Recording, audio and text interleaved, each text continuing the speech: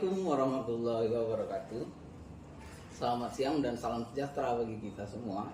Perkenalkan, saya Muhammad Yusuf Arifin, dosen program studi budidaya perairan Fakultas Pertanian Universitas Batanghari Jambi. Pada saat ini, saya sedang mengikuti seleksi sertifikasi dosen di tahun 2025 ini. Video ini saya buat untuk memenuhi persyaratan seleksi sertifikasi dosen tersebut. Baik, saya akan menjelaskan metode pembelajaran yang saya gunakan pada salah satu mata kuliah yang saya ampu, yaitu manajemen kualitas air. Metode pembelajaran yang saya terapkan pada mata kuliah ini adalah delivery, interaction, and assessment. Baik, untuk delivery atau penyampaian materi, yaitu menyampaikan informasi atau konsep secara jelas, sistematis, dan menarik. Dengan metode pembelajaran yang saya gunakan adalah slide presentasi dan video pembelajaran. Kemudian interaksi dalam pembelajaran yang saya gunakan, yaitu interaksi antara dosen dan mahasiswa, bertujuan untuk mendorong berpikir kritis dan menciptakan suasana belajar yang kolaboratif. Dengan strategi yang saya gunakan, yaitu berupa diskusi kelompok kecil dan presentasi hasil diskusi. Kemudian metode problem based learning atau PBL. Selanjutnya adalah tanya jawab aktif, polling, dan kuis secara langsung.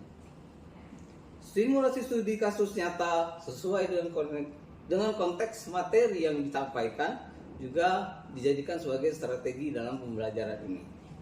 Kemudian bentuk asesmen atau penilaian dan evaluasi bertujuan untuk mengukur pencapaian hasil belajar mahasiswa dan memberikan umpan balik sebagai bentuk perbaikan. Dengan metode yang saya gunakan, formative assessment, yaitu kuis singkat, refleksi, dan pertanyaan terbuka. Selanjutnya summative assessment berupa tugas akhir, presentasi portofolio, presentasi kelompok, dan portofolio. Selanjutnya UTS dan UAS, kemudian ada kuis online setelah penyampaian materi. Baiklah, untuk selanjutnya saya akan tampilkan video mengajar saya pada mata kuliah manajemen kualitas air untuk semester 4, yaitu sebagai berikut. Oke, baik. Assalamualaikum warahmatullahi wabarakatuh. Waalaikumsalam warahmatullahi wabarakatuh. Baik, sebelum kita mulai kuliah kita pada hari ini, kita sebaiknya berdoa dulu menurut agama dan kepercayaan kita masing-masing. Oke, berdoa mulai.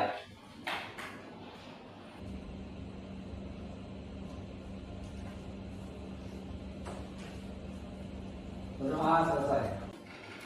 Baik, saya akan memulai perkuliahan kita hari ini, tapi sebelumnya kita akan membahas tentang perkuliahan kita yang minggu lalu. Ya, ada kuis kita sebagai upaya kita apakah mengingat perkuliahan kita sebelumnya. Jadi ada baiknya kita melaksanakan kuis untuk hari ini dengan materinya yang minggu lalu. Silakan dicatat pertanyaan dari saya, ya, untuk kuisnya. Nanti ditulis jawabannya di kertas lembar, kemudian dikumpulkan. Oke, dan siapkan semuanya. Baik. Apa saja faktor yang mempengaruhi kualitas air, terutama faktor lingkungan? Oke, saya berikan waktu satu aja pertanyaannya. Saya akan memberikan waktu selama 5 menit. Nanti silakan dikumpul. Oke, silakan kerjakan.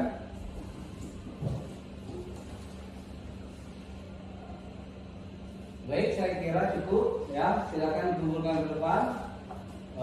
Pada salah satu mahasiswa, dia salsa boleh kumpulkan ke depan.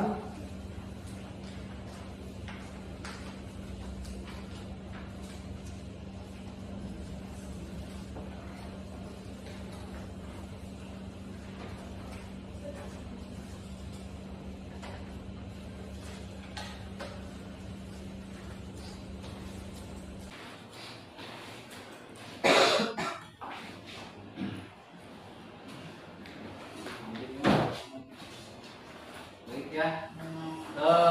Kita masuk ke materi kita hari ini. Tapi sebelumnya kita lihat dulu pada pertemuan ke-12 ini dengan materi yang akan kita bahas yaitu sistem filter, ya, filtrasi. Ada di dalamnya filter fisika, ya, filter kimia, dan filter biologi. Nah, dengan sub CPNK atau yang capaian pembelajarannya yaitu mampu menjelaskan pengertian dan fungsi sistem filter, ya, dalam pengelolaan atau dalam mempertahankan kualitas air budidaya ikan, ya.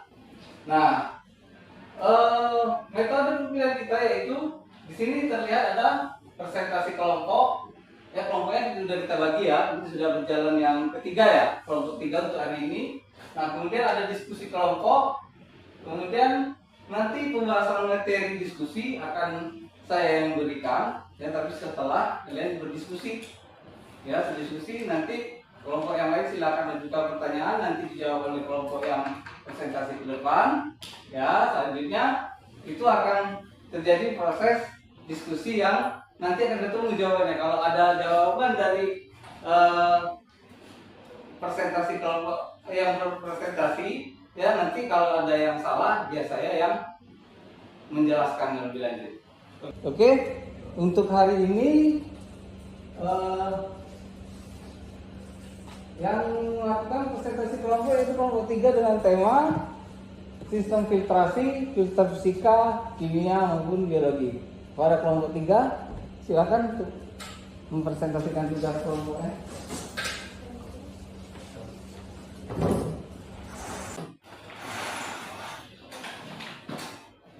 Assalamualaikum warahmatullahi wabarakatuh. Waalaikumsalam warahmatullahi wabarakatuh.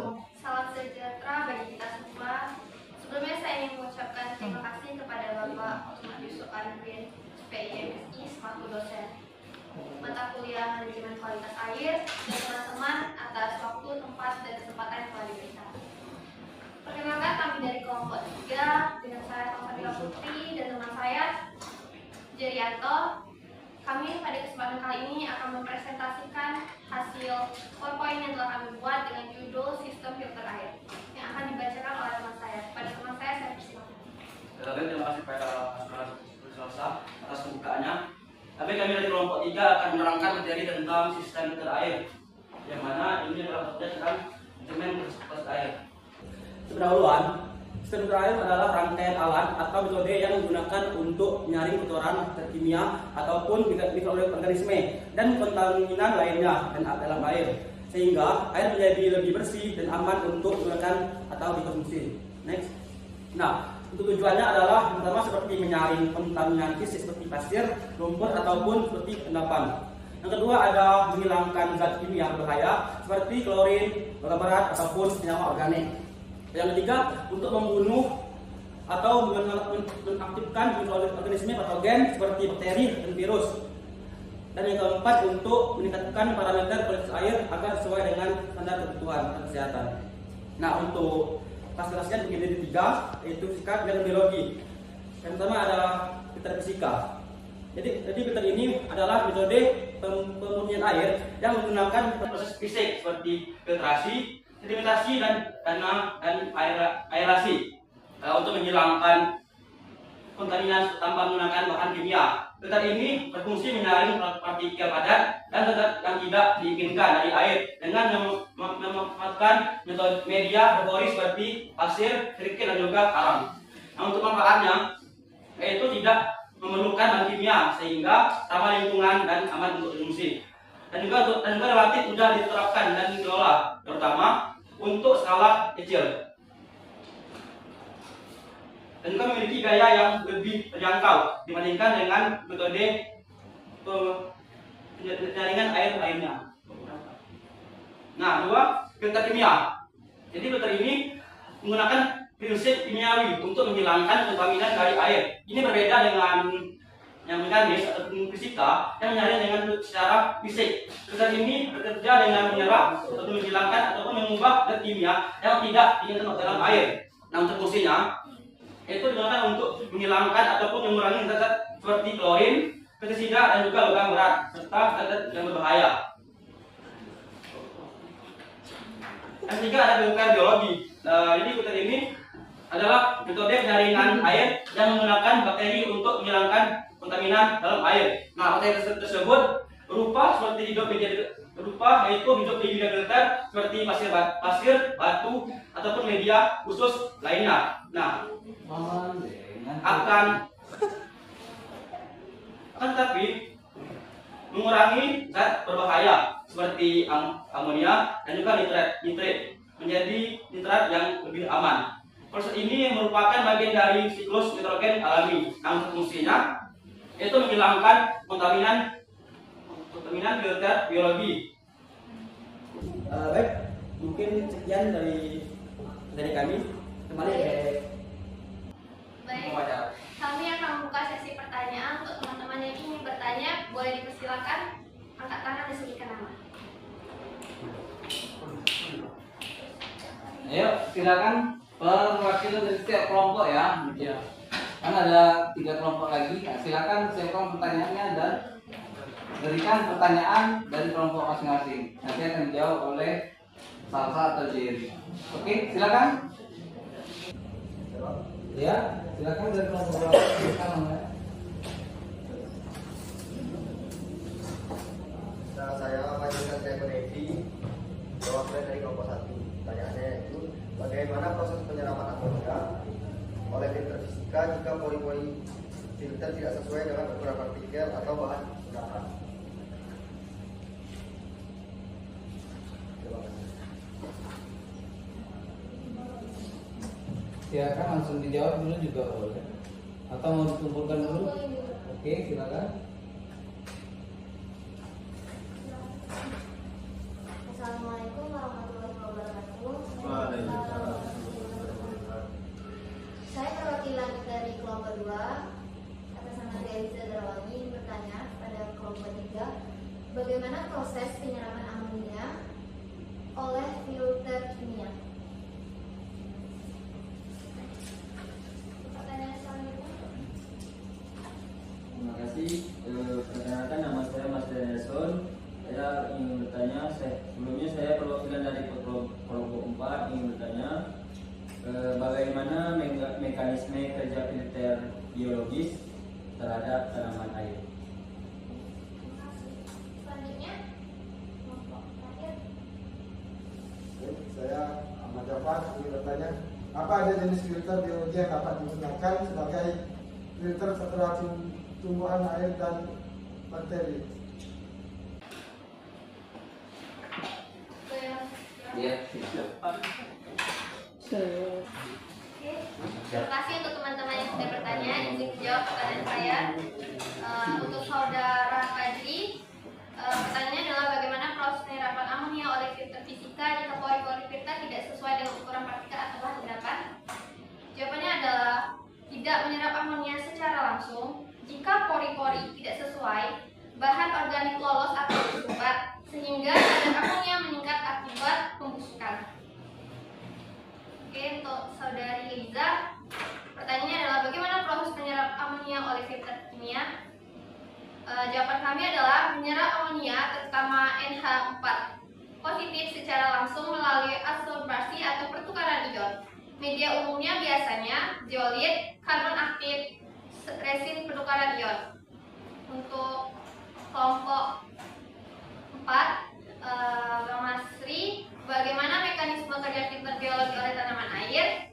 Jawabannya adalah tanaman menyerap NH4 positif dan NO3 negatif sebagai nutrien, akan menyediakan tempat bagi bakteri nutrifikasi, dan prosesnya amonia menjadi nitrit menjadi nitrat dan diserap oleh tanaman. Untuk pertanyaan nomor 4, apakah ada jenis filter biologi yang dapat digunakan sebagai filter selain tumbuhan air dan bakteri? Jawabannya adalah suprat biofilter atau biobal, keramik tempat hidup bakteri, mikroalga menyerap NH4 positif atau SO3 negatif dan menghasilkan oksigen. Lumpur aktif adalah campuran mikroba pengurai amonia dan organik. Baik, masih ada lagi yang mau ditanyakan? Oke, Oke, silakan. Dengan berakhirnya jawaban kami tadi, maka sekian presentasi dari kami. Terima kasih atas perhatian teman-teman dalam mengikuti presentasi kali ini. Dan apabila ada tutur kata yang kurang berkenan, mohon dimaafkan. Kami akhiri dengan wassalamualaikum warahmatullahi wabarakatuh. Waalaikumsalam warahmatullahi wabarakatuh.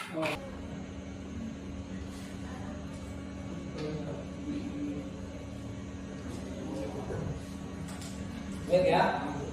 Nah, jadi materi kita hari ini ya tadi sudah disampaikan oleh kelompok 3 ya. Nah, ini saya coba memberikan materinya. Yang pertama yaitu apa itu sistem filter? Kita harus tahu dulu ya. Sistem itu kumpulan elemen atau unit atau suatu kesatuan ya atau bagian-bagian yang saling berinteraksi satu sama lain. Jadi kalau dia tidak berhubungan, tidak berkaitan satu unit dengan unit yang lain itu tidak dinamakan sistem. Ya dalam hal ini sistem filter. Nah filter itu sendiri apa? Filter ya itu alat atau serangkaian unit yang berfungsi untuk memisahkan atau menyaring sesuatu. Ya bisa dalam hal penggunaan filter air bisa ada yang namanya kimia, fisika dan biologi ya. Pokoknya yang namanya filter itu menyaring.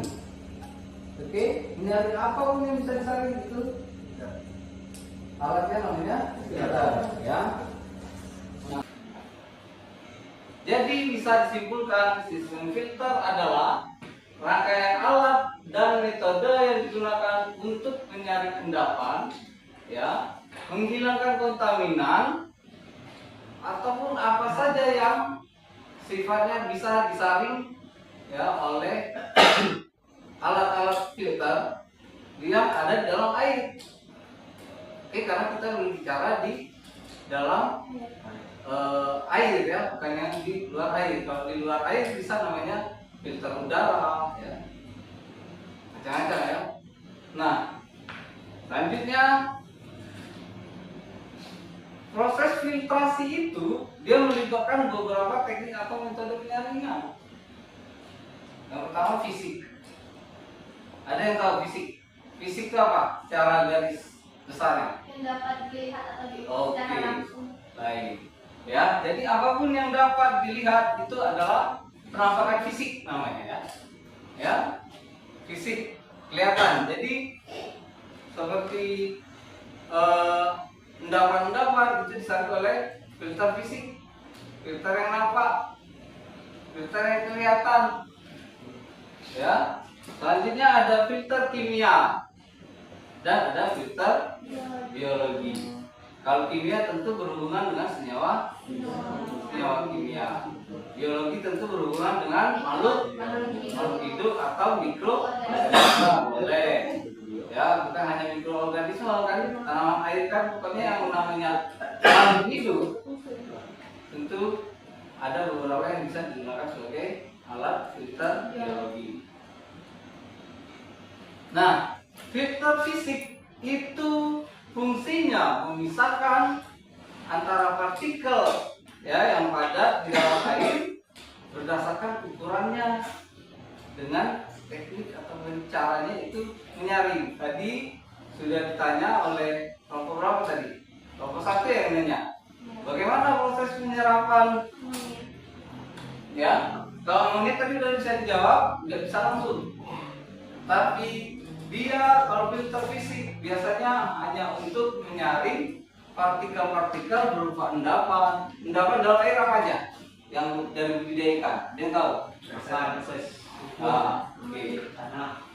Oke, bisa feses, sisa pakan, ya, atau endapan-endapan yang memang berasal dari sumber airnya. Contohnya ada lumpur, ya kan, atau partikel lain. Nah itu, ya, itu akan diikat awalnya oleh sistem filter fisik. Itu dia akan tersangkut atau tersaring melalui pori-pori karena filter fisik itu memiliki pori yang fungsinya untuk menyaring. Tentu yang akan ditangkapnya terlebih dahulu adalah ukuran partikelnya yang lebih besar daripada ukuran porinya. Kalau porinya lebih besar daripada ukuran partikelnya, apa yang terjadi? Tersumbat. Loss ya, loss, ya kan? Nah tapi ya di sini dikatakan akan menahan partikel padat saat air melewatinya. Kalau airnya tidak melewati, tentu tidak terjadi penyaringan, ya kan? Pori-pori yang ada pada seperti ini ya bisa digunakan untuk media filter fisik. Itu ada pasir silika, kirikil, hijau, kayu sari, ya ini ada busa dakron. Nah itu masing-masing punya pori, ukurannya beda. Kalau ukurannya beda, tentu daya serapnya juga berbeda. Nah pertanyaannya, bagaimana kalau seandainya pori-pori dari filter fisik itu sudah tertutup? Apakah dia masih bisa mengikat? Mengikat kotoran? Tentu tidak bisa. Solusinya apa? Kalau filter itu sudah penuh, ya sudah tertutup pori-porinya, itu dia tidak bisa menyaring. Nah solusinya apa? Tentu kalau tidak diganti, dibersihkan. Ya, bisa dicuci, ya bisa dibersihkan secara manual, tapi tidak mungkin satu-satu diambil karena partikelnya. Yang paling bagus adalah pergantian. Tetapi kalau pergantian itu langsung, ada kekurangannya enggak? Kira-kira logikanya? Hah? Kalau langsung diganti apa? Ah. Adaptasi lagi. Kalau diganti kembali. Adaptasi apa nih maksudnya? Maksudnya tadi yang ganti itu untuk medianya ya Pak? Iya, media yang misalnya ini filter fisik dah, ini ada kerikil, ya, ada kain, nah kita anggaplah kain atau busa dakron, ya. Nah ini sudah penuh, sudah tidak bisa menyerap endapan. Nah solusinya misalnya salah satunya nanti kita ganti langsung dengan filter yang lalu. Ada nggak pengaruhnya, dampaknya? Tentu ada. Dampaknya di mana? Mungkin saja pada filter itu ada mikroorganisme. Mikroorganisme itu kan nanti membantu proses penyerapan bahan-bahan senyawa-senyawa atau partikel yang ada di dalam air. Nanti kita lanjut di filter biologi, ada tentu perannya, ya. Jadi tentu berdampak. Mungkin sebaiknya dicuci tapi jangan terlalu bersih. Yang penting porinya terbuka. Oke, nah ini beberapa media yang dapat digunakan sebagai filter fisik, ya. Ada kerikil, bakal kerikil kan gampang nyucinya, gosok-gosok aja, ya. Udah bisa dipakai lagi. Biasanya filter fisik memang fungsinya untuk menyaring endapan atau kotoran partikel, ya, yang ukurannya lebih besar daripada porinya, ya. Nah, selanjutnya ada filter kimia. Filter kimia fungsinya untuk menyerap atau mengikat zat kimia berbahaya yang terlarut di dalam air. Apa contoh zat kimia yang terlarut dalam air yang berbahaya bagi ikan? Oke, amonia. Rumus amonia apa? NH3. Oke. Nah, bagaimana cara kerjanya? Tadi juga ditanya kan, bagaimana prosesnya? Jawabannya sudah bagus, ya. Melalui proses oksidasi dan penyerapan langsung. Ada yang tahu contoh filter biologi? Biologi apa kimia? Kimia, maaf, kimia.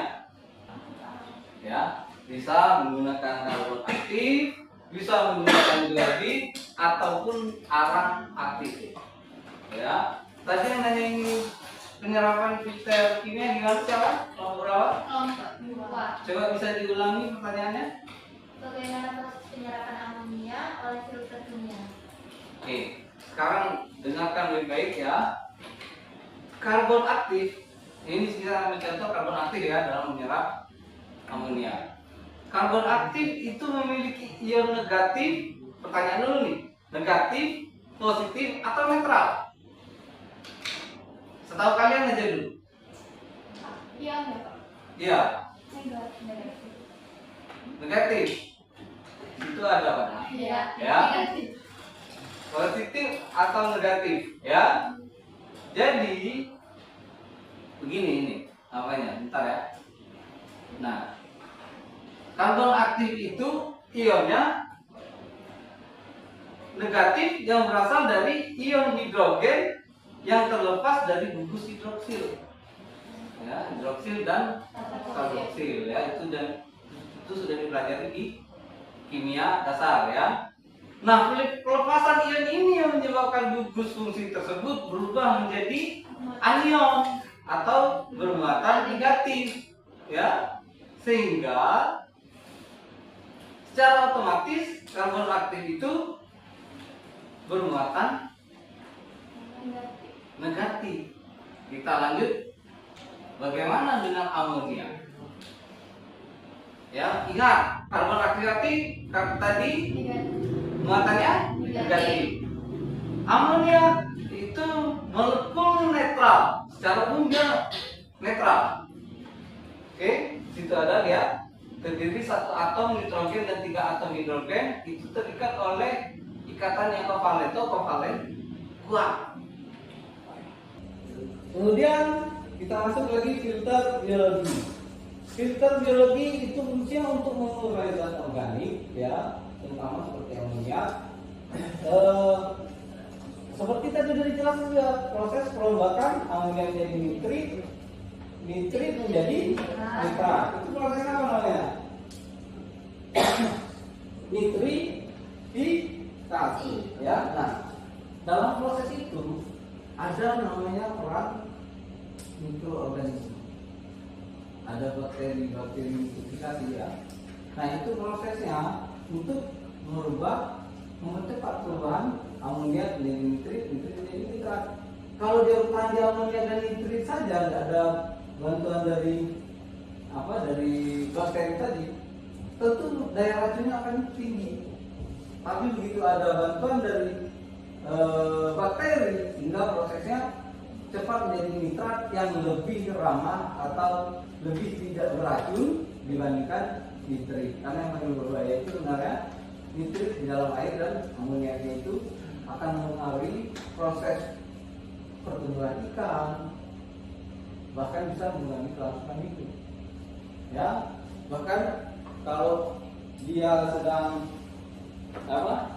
amoniaknya bereaksi karena pH atau suhu, itu bahkan bisa menyebabkan kematian massal pada ikan. Ya. Nah, ini ada beberapa media filter biologi yang bisa digunakan, seperti bioring, ya, biokub, kemudian biobal, eceng gondok, azola. Oke, sampai sini ada yang mau ditanyakan? Cukup? Baik. Untuk selanjutnya, sebelum saya akhiri materi hari ini, saya simpulkan. Ya, saya simpulkan melalui apa yang saya sudah berikan ini kepada Anda. Ya, disimpulkan hasilnya dan saya akan jadikan ini tugas dan dikumpul minggu depan. Oke, saya rasa untuk kali ini cukup sekian. Terima kasih dan saya akhiri. Wassalamualaikum warahmatullahi wabarakatuh. Waalaikumsalam warahmatullahi wabarakatuh.